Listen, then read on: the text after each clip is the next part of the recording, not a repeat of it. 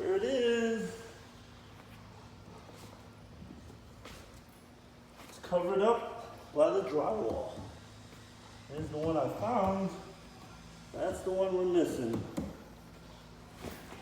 And that's how you find what your drywall has cost you. You know, they cover up your stuff.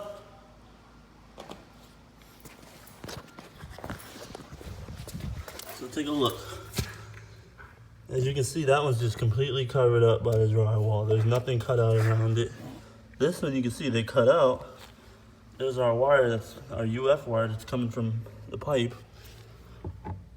See, we foamed it up. There's our 2 home runs coming up. And there's the one going in. Let's go around to the other side so we can take a look. Alright, look under the sink.